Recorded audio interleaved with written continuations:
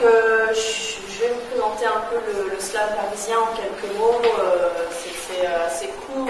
C'est arrivé vers Pigalle en 1999 au bar Club par des gens qui voyageaient à travers le monde, des Parisiens qui ne savaient plus trop où ils en étaient et qui se sont intéressés à des mouvements comme ça qui naissent dans les rues, dans les villes, dans les grandes villes. Et ils l'ont rapporté à des poètes qui officiaient alors et dont les deux principaux sont Pilote le Hôte et Nada. Après, il y a d'autres pionniers, moi je ne connais pas tous les noms, mais c'est sûr qu'il y avait ces deux-là. Et ça a donné ensuite des groupes différents dans Paris, des façons différentes de pratiquer cette nouvelle forme de poésie, qui n'est pas si nouvelle, puisque dans l'Agora, qui est la première, aussi le symbole de la première démocratie, donc officielle et poète de façon orale. Donc c'est aussi à l'origine la première façon de faire, c'est l'oralité. Donc on retrouve ce besoin, parce que je pense que c'est aussi un besoin de dire oralement des choses poétiques et que vous receviez ces mots et que vous soyez là, parce que vous êtes important. Et finalement, les poètes, on ne fait que ouvrir un rideau.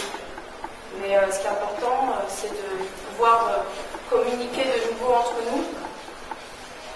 Et je pense que le slam, c'est naïf, c'est ludique, mais derrière, il y a des vraies valeurs, telles que le partage de la parole, l'a cappella, et donc la poésie.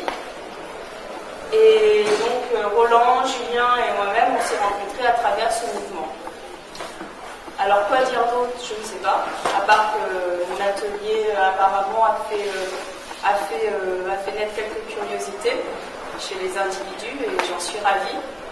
Vous pouvez télécharger sur internet le documentaire Slammer au pluriel, 52 minutes, donc qui vous emmènera dans les ruelles parisiennes du slam. Et j'ai un livre qui s'appelle Lambeau de photographie et de poèmes sur moi que je serai peut-être amenée à vous présenter. Et puis il y a le chant des sirènes avec leur shoot artificiel. Laisse-les. On a le pastis et le café crème et le rêve de Verlaine de voir les poètes unis sous le soleil. On reste pareil et c'est pas demain la veille que je te laisserai te couper les veines. La ferme, toi-même. J'ai jamais eu d'autre choix que m'évader dans un poème, dans une jungle de chrysanthèmes. Mais il n'y a pas de problème. Je l'ai déchiré l'emblème d'une enfance pleine. Mais j'aime quand même les bourges en quête extrême avec un seul stylo à bille au fond de mon cartable. Des fringues minables, je reviens m'asseoir à table au bord de péter un câble. Et c'est vrai, j'ai la dalle, mais si on se parle, on lève le gilet pare-balles qui entrave ton mental entre une rafale bénéfique venue du sud de l'Amérique. Car c'est trop tard pour calmer mon air. Voici sortir de l'enfer un groupe armé de rimes et d'allitération, l'offensive littéraire d'une génération en manque d'air. Bref, la soupape qui pète dans une mer sans éclat, sans fête, sans repère. Prends bas sa tête et reste tranquille.